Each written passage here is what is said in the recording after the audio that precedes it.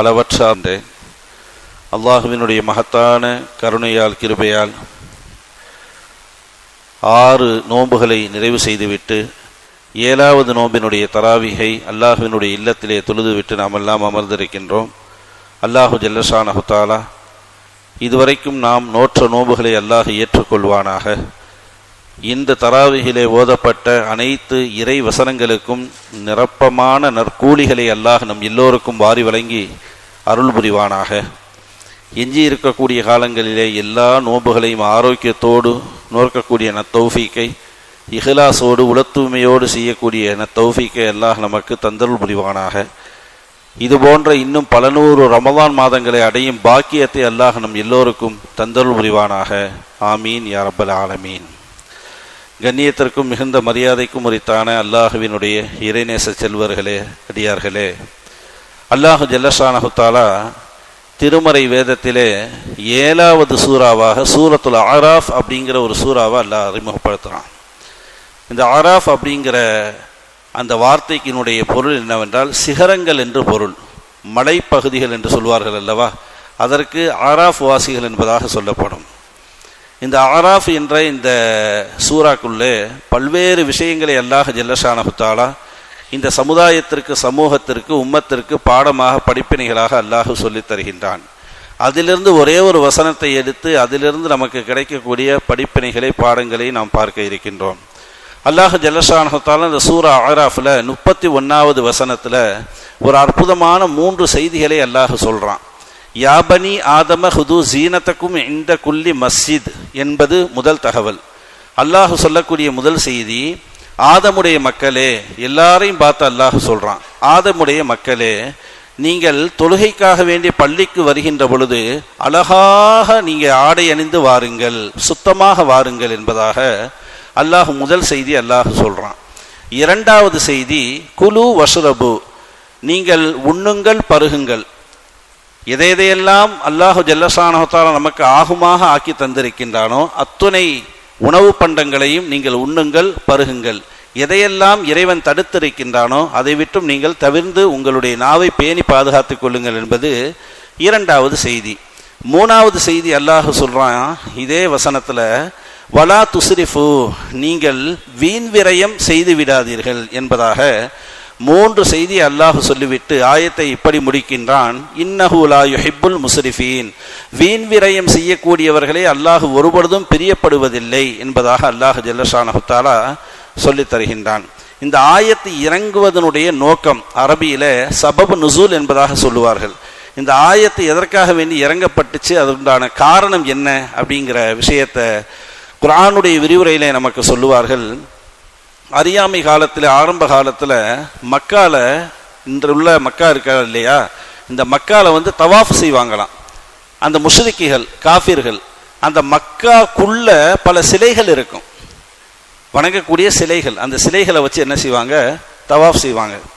அப்படி தவாஃப் செய்யும் பொழுது எல்லா ஆடைகளையும் என்ன செஞ்சிருவாங்க, களைந்து அவர்கள் வெளியிலே தூக்கி போட்டுருவாங்க. அதாவது உடம்பிலே ஆடை இல்லாமல் தவாஃப் செய்வார்கள். என்ன காரணம் அப்படின்னு அவங்ககிட்ட கேட்கும் பொழுது, இந்த ஆடையோடு தான் நாங்கள் பாவம் செஞ்சோம், அதனால் பாவம் செய்த ஆடையை அணிந்து கொண்டு நாங்கள் தவாஃப் செய்ய மாட்டோம் அப்படின்னு சொல்லிட்டு ஆடைகளை களைந்து தூக்கி வீசிட்டு உரியானாக, அம்மனமாக அவர் என்ன செய்வார்கள், தவாஃப் செய்யக்கூடிய ஒரு சூழ்நிலை. அடுத்ததாக 2வதாக ஹஜ்ஜுடைய காலங்கள் வந்தால் எதையெல்லாம் அல்லாஹ் ஜல்லஷானஹு தஆலா நல்ல உணவுகளாக நமக்கு தந்திருக்கின்றானோ அத்துணை உணவுகளையும் தனக்குத்தானே அதை ஹராமாக்கி கொள்வார்கள். அதை சாப்பிட மாட்டாங்க. அந்த நேரத்தில் நான் சாப்பிட மாட்டேன், இந்த உணவுகளையெல்லாம் நான் எடுத்துக்கிற மாட்டேன் அப்படின்னு அவங்களுக்குள்ளேயே ஒரு சட்டத்தை போட்டுக்கொள்வார்கள்.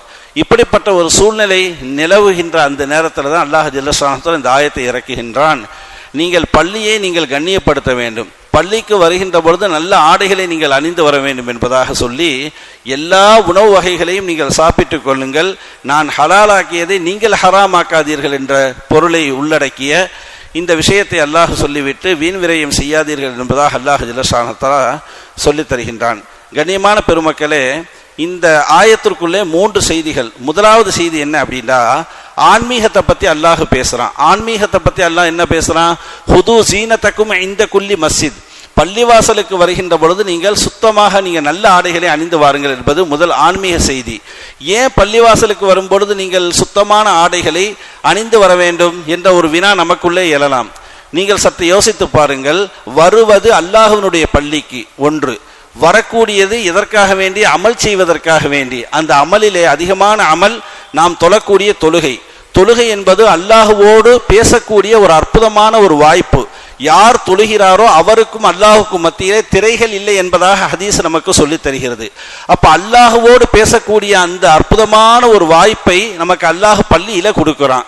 அப்ப அல்லாஹுவை சந்திக்க வருகின்ற பொழுது நம்ம சுத்தமா வரணுமா இல்லையா?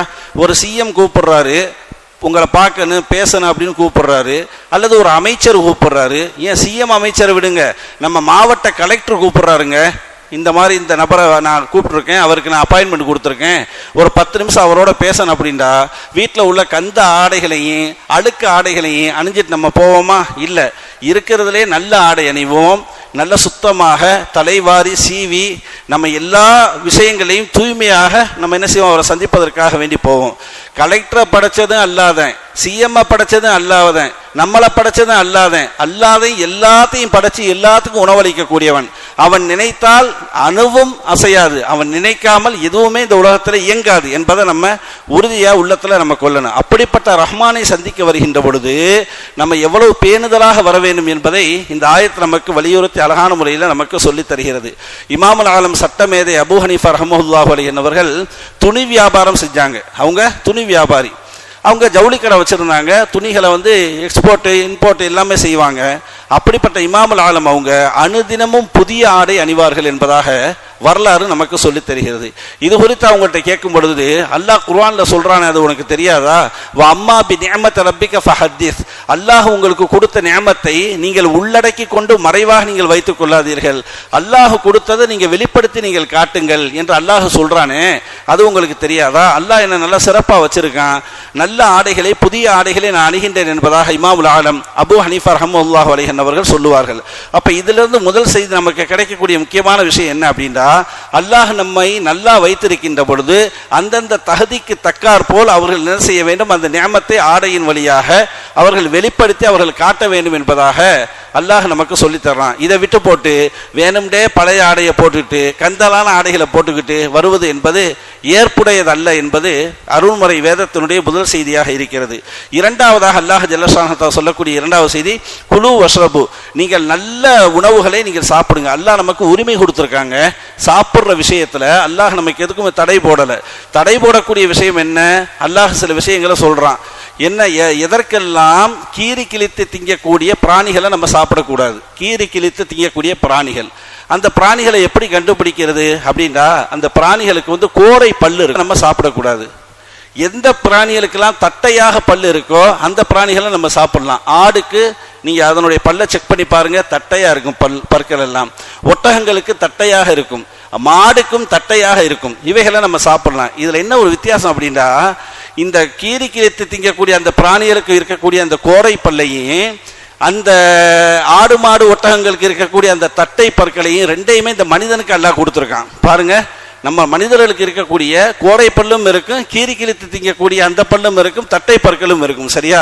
இந்த ரெண்டையுமே அல்லாஹ் நமக்கு கொடுத்து அல்லாஹ் சொல்ல வரக்கூடிய மிக முக்கியமான ஒரு செய்தி, எதை நான் உனக்கு ஹராமாக்கி இருக்கனோ அதை நீ தவிர்த்துக்கணும், எதை ஹலால் ஆக்கி இருக்கணும் உணவாக அதை நீ சாப்பிடணும் என்பதாக அல்லாஹ் சொல்றான். செத்ததை சாப்பிடக்கூடாது, செத்ததை சாப்பிடக்கூடாது, ரத்தத்தை சாப்பிடக்கூடாது, பிஸ்மில்லா சொல்லி அறுக்காத அந்த எந்த ஒரு பிராணிகளையும் நாம் சாப்பிடக்கூடாது. இதை தாண்டி நம்ம வெளியூருக்கு செல்கின்ற பொழுது ஒரு ஹோட்டலுக்கு போறோம், அங்க நமக்கு சின்ன சந்தேகம் வருது, இங்க ஹராமா ஹலாலா என்னன்னு தெரியலையே அப்படிங்கும் பொழுது நீ அந்த ஹோட்டலையே தவிர்த்துக்கங்குது நம்ம மார்க்கம். அங்க நீ உள்ளேயே போகாத, நீ வெஜிடபிளை தேர்ந்தெடுத்து சாப்பிட்டு போ, ஊர்ல சாப்பிடாத சாப்பாடா என்பதாக நம்ம மார்க்கம் நம்மளை பார்த்து கேட்குது. அப்ப இந்த விஷயத்துல நல்லபடியாக நீ சாப்பிட்டுக்கொள், நல்ல உணவை நீ உண்டுகொள், ஆனால் ஹராமான விஷயங்களை விட்டும் நீ தவிர்த்து வாழ்ந்து கொள் என்பதாக அல்லாஹ் நம்ம இடத்துல உணவு விஷயத்துல அல்லாஹ் நமக்கு சொல்லித்தர்றான். மூணாவது செய்தி, கடைசியான ஒரு செய்தி தான் மிக முக்கியமானது.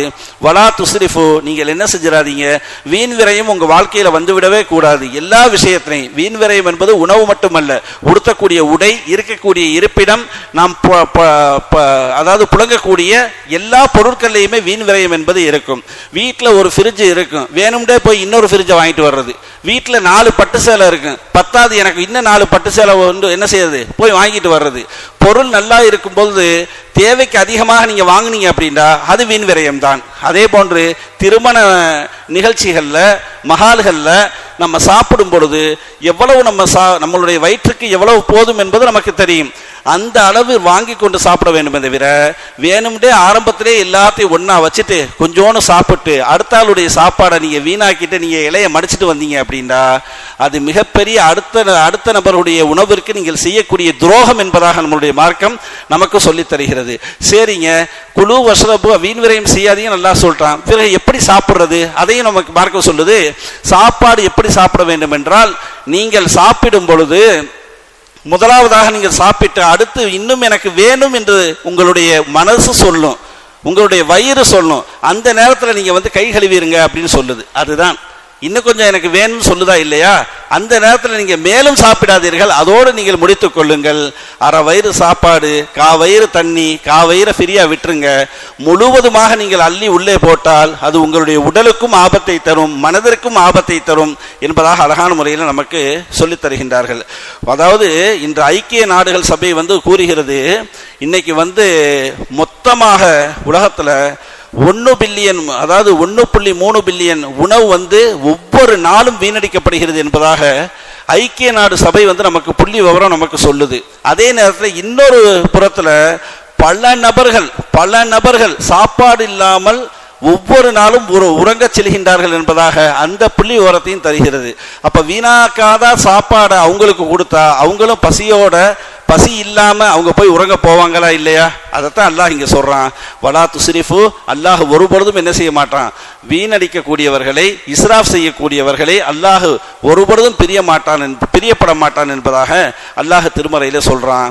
இன்று சொல்லப்பட்ட இந்த 3 விஷயங்கள், 1 ஆடை அலங்காரத்தை பள்ளிக்கு வரும் பொழுது அழகுபடுத்தி கொள்ள வேண்டும். 2வது நல்ல உணவுகளை, ஹலாலான உணவுகளை உண்ண வேண்டும். 3வது பசியாக இருந்தாலும் சரி, உணவாக இருந்தாலும் சரி, இருப்பிடமாக இருந்தாலும் சரி, எதுவாக இருந்தாலும் சரி, எதிலையுமே நம்மளுடைய பொருட்கள்ல வீண் விரயம் செய்துவிடக்கூடாது என்ற அற்புதமான 3 செய்திகளை அல்லாஹ் நமக்கு சொல்லித் தருகின்றான். எதை நமக்கு பாடமாக படிப்பினையாக அல்லாஹ் சொல்லித் தந்தானோ அதை முழுமையாக பின்பற்றி வாழக்கூடிய நல்ல முஃமினீன்களாக அல்லாஹ் நம் எல்லோரையும் ஆக்கி அருள் புரிவானாக. வாஹிர்